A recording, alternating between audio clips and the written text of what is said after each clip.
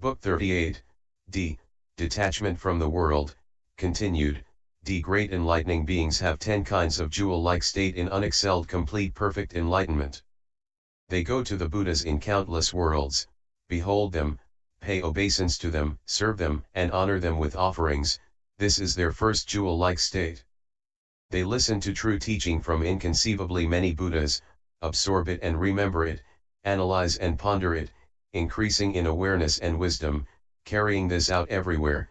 This is their second jewel-like state. They disappear from this land and appear to be born elsewhere, yet have no confusion about the Buddha teaching. This is their third jewel-like state. They know how to elicit all principles from one principle and are able to analyze and explain each of them, because the various meanings of all principles are ultimately all one meaning. This is their fourth jewel-like state. They know how to reject afflictions, how to stop afflictions, how to prevent afflictions, and how to extirpate afflictions. They cultivate the practices of enlightening beings, do not experience absolute truth but ultimately arrive at the further shore of ultimate truth. With expedient skill they learn well what is to be learned and cause their past vows to reach fulfillment, without physical fatigue. This is their fifth jewel-like state. They know that all the objects of mental discriminations of enlightening beings have no location, yet they still say there are various locations, though they have no discrimination and do not create anything, yet because they want to tame all sentient beings they do cultivate practices and do act. This is their sixth jewel-like state. They know all things are of one and the same essence, which is no essence, no variety, no infinity, no calculability, no measurability, no form, no characteristics, whether one or many, all are ungraspable, yet they know for certain what the norms of Buddhas, enlightening beings, individual illuminates, hearers, and ordinary people are. What things are good and what are not good, what is mundane and what is supramundane, what is in error and what is without error, what is contaminated and what is uncontaminated, what is compounded and what is uncompounded. This is their seventh jewel-like state.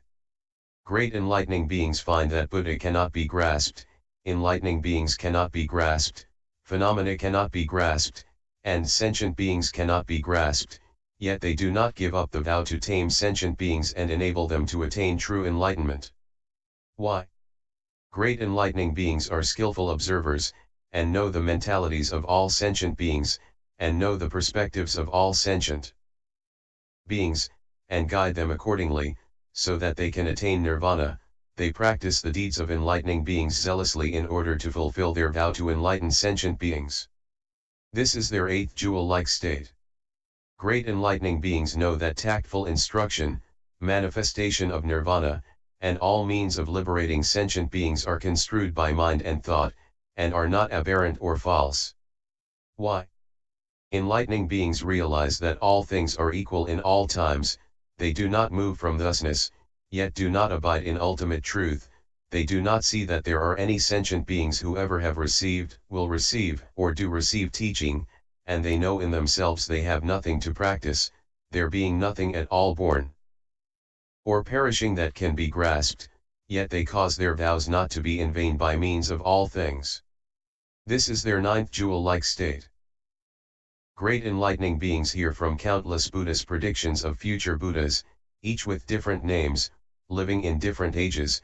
They listen to this for untold eons and, having heard, cultivate practice, not startled or frightened, not lost or confused, because they know the knowledge of Buddhas is inconceivable, because the predictions of the Buddhas have no ambiguity in their words, because of the extraordinary power of their own active commitment, and because they foster perfect enlightenment in all who are capable of being taught, fulfilling all their vows, equal in extent to the cosmos.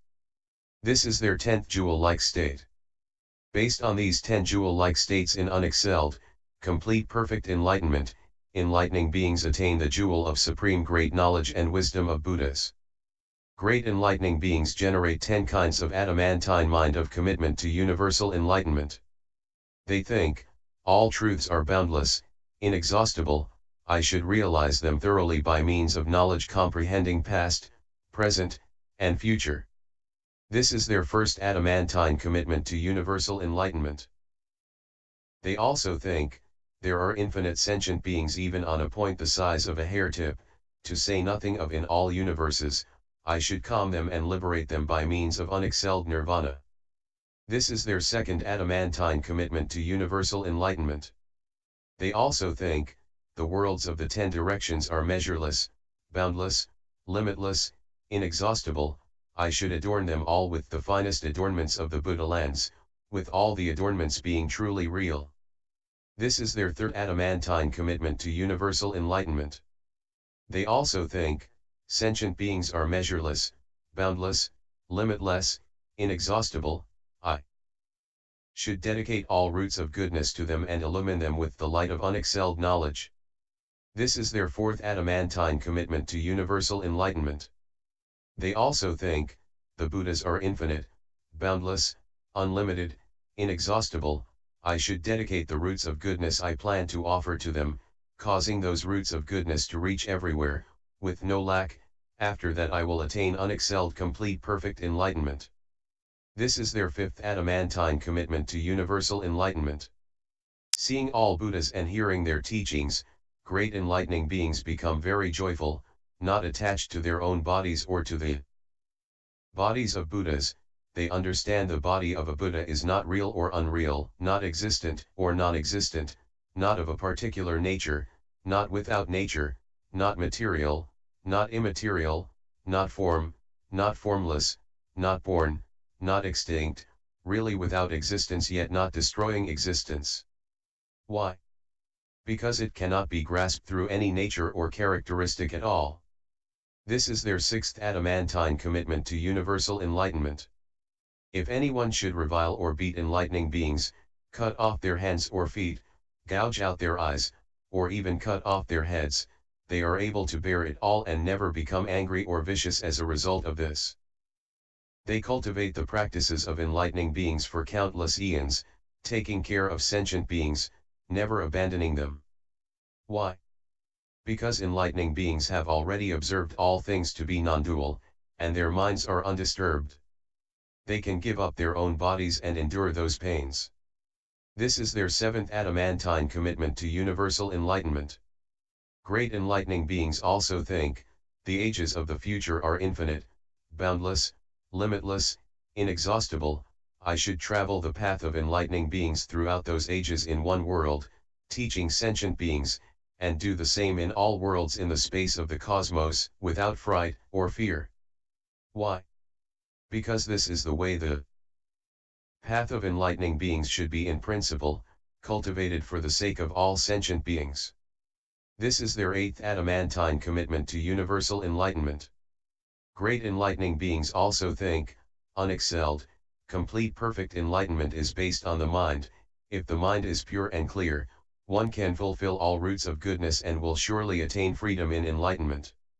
If I wish to attain supreme consummate enlightenment, I can do so at will. If I wish to annihilate all grasping of objects, I can do that too, yet I do not annihilate, because I want to reach the ultimate end of the enlightenment of the Buddhas. And I also do not immediately realize supreme enlightenment, in order to fulfill my original vow to carry out the practice of enlightening beings through all worlds and enlighten sentient beings. This is their ninth adamantine commitment to universal enlightenment. Great enlightening beings know Buddha is ungraspable, enlightenment is ungraspable, enlightening beings are ungraspable, all things are ungraspable, sentient beings are ungraspable, the mind is ungraspable, action is ungraspable, the past is ungraspable, the future is ungraspable, the present is ungraspable, all worlds are ungraspable, and the created and uncreated are ungraspable, thus enlightening beings dwell in quiescence, profundity, silent extinction, non-contention, speechlessness, non-duality, incomparability, essence, truth, liberation, nirvana, and ultimate reality, yet do not give up any of their great vows, do not give up the will for omniscience, do not give up the deeds of enlightening beings, do not give up teaching sentient beings, do not give up the transcendent ways, do not give up taming sentient beings, do not give up serving Buddhas, Do not give up explaining truths, do not give up adorning the world. Why? Because great enlightening beings have made great vows. Though they comprehend the characteristics of all things, their great kindness and compassion increase, and they cultivate measureless virtues. Their minds do not abandon sentient beings. Because while things have no absolute existence, the ignorant do not realize this, so enlightening beings are committed to enlightening them so that they clearly comprehend the nature of things. Why? All Buddhas rest peacefully in quiescence, yet by great compassion they teach in the world ceaselessly. Reflecting on this, enlightening beings do not abandon sentient beings.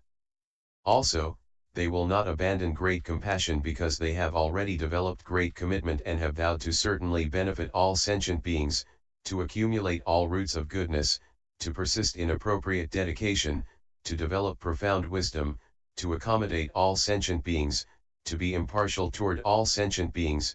They speak truthfully, without falsehood, vow to give all sentient beings the supremely great teaching, and vow to perpetuate the lineage of Buddhas. As long as all sentient beings are not yet liberated, are not yet enlightened, and have not yet realized Buddhahood, the enlightening beings' great undertaking is not completed and they will not give up great compassion. This is their 10th adamantine commitment to universal enlightenment. These are the 10 adamantine commitments of enlightening beings to universal enlightenment. Based on these they can attain the indestructible supreme spiritual knowledge of Buddhas.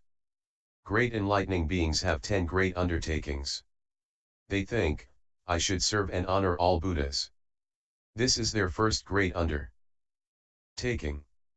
They also think, after the final extinction of all Buddhas, I should adorn monuments of the Buddhas, offering all kinds of flowers, garlands, incenses, perfumes, aromatic powders, cloths, parasols, pennants, and banners, and take up and preserve the true teachings of the Buddhas. This is their third great undertaking. They also think, I should teach and tame all sentient beings so that they may realize supreme perfect enlightenment. This is their fourth great undertaking.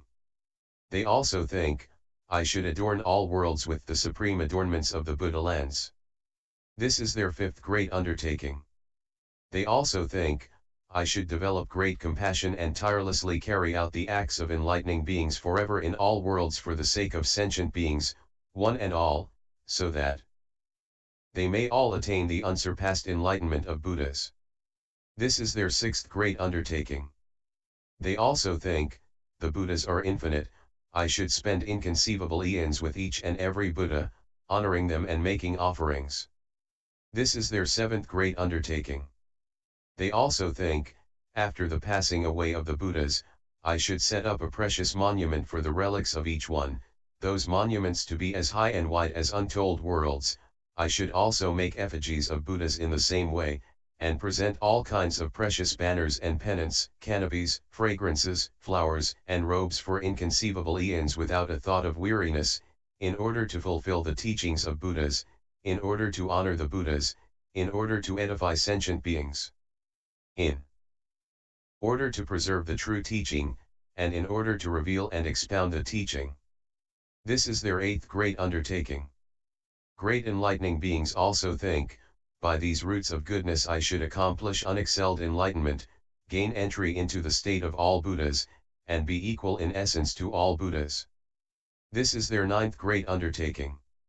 Great enlightening beings also think, once I have attained true awakening, I should expound the truth in all worlds for untold eons, and show inconceivable autonomous spiritual powers, without weariness of body, speech, or mind, and without deviating from the truth, because of being supported by the power of Buddha, because of diligently carrying out great vows for the sake of all sentient beings, because of great benevolence being foremost, because of great compassion being ultimate, because of having arrived at the formless truth, because of abiding by true speech, because of realizing that all things are silent and void, because of realizing that all sentient beings are ungraspable and yet not contradicting the doings of action, because of being the same one substance as the Buddhas of past, present, and future, because of pervading the cosmos and space, because of realizing that all things are signless, because of attaining birthlessness and deathlessness, because of embodying all qualities of Buddhahood, ceaselessly taming sentient beings and carrying out Buddha work by the power of great vows. This is their 10th great undertaking. Based on these 10 great undertakings, enlightening beings persist in the acts of enlightening beings and are imbued with the supremely great knowledge of Buddhas.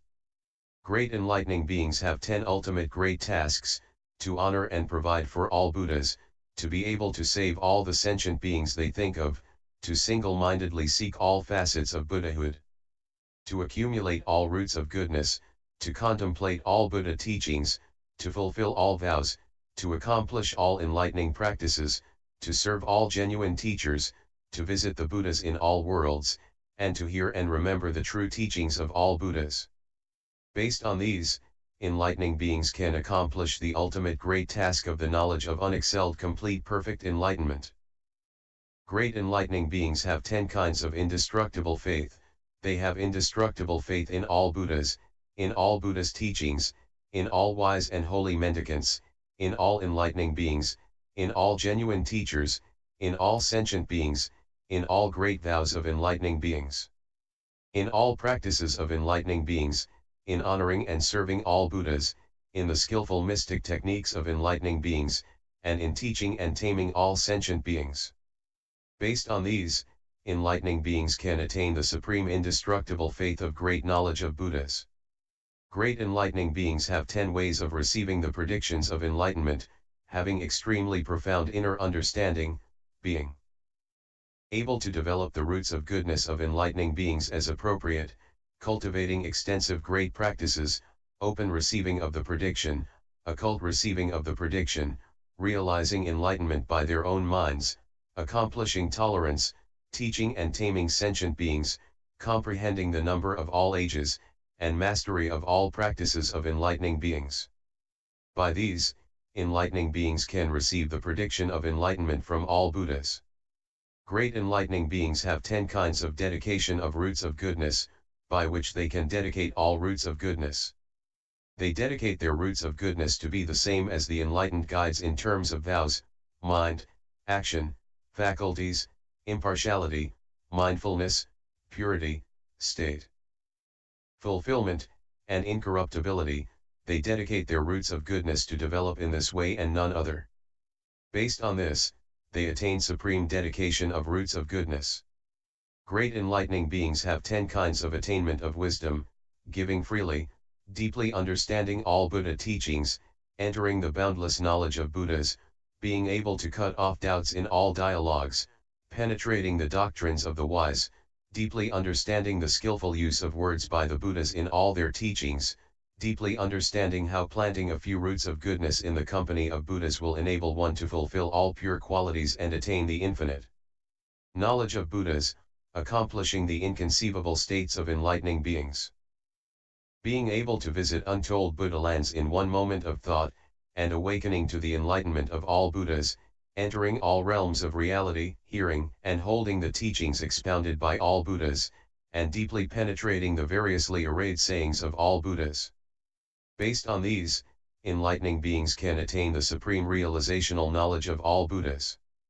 Great enlightening beings have 10 kinds of development of a boundlessly vast mind: development in the company of all Buddhas, observing the realms of all sentient beings, observing all lands, all worlds, all phenomena, observing all things as being like space, observing the extensive great practices of all enlightening beings, correctly remembering all Buddhas of past, present, and future, observing the results of innumerable actions, purifying all Buddha lands, entering the great congregations of all Buddhas, investigating the subtle pronouncements of all Buddhas. Based on these, enlightening beings can attain the boundlessly vast ocean of knowledge of all Buddha teachings. Great enlightening beings have 10 kinds of hidden treasury: they know all things are a treasury producing virtuous practices, they know all things are a treasury of right thought, they know all things are a treasury of illumination of mental control, they know all things are a treasury of intellectual powers and exposition, they know all things are a treasury of inexpressible accurate awareness of truth, they know all Buddhas. Autonomous spiritual powers are a treasury of observation of revelations, they know all things are a treasury of skillfully developing impartiality, they know all things are a treasury of constant vision of all Buddhas, they know all inconceivable eons are a mine of realization that all exist like illusions, they know all Buddhas and enlightening beings are treasuries producing joy and pure faith. Based on these, enlightening beings can attain the treasury of truth of supreme knowledge of Buddhas, and can tame all sentient beings. Great enlightening beings have 10 kinds of rules of behavior, they should not slander any enlightening teachings, their faith in the Buddhas should be indestructible, they should honor and respect all enlightening beings, they should never give up their friendship with wise people, they should not think of those who seek individual salvation, they should avoid all regression on the path of enlightening beings, they should not give rise to any malice toward sentient beings, they should cultivate all roots of goodness to perfection, they should be able to conquer all demons, they should fulfill all the ways of transcendence. Based on these, enlightening beings can attain the supreme discipline of great knowledge. Continued, E.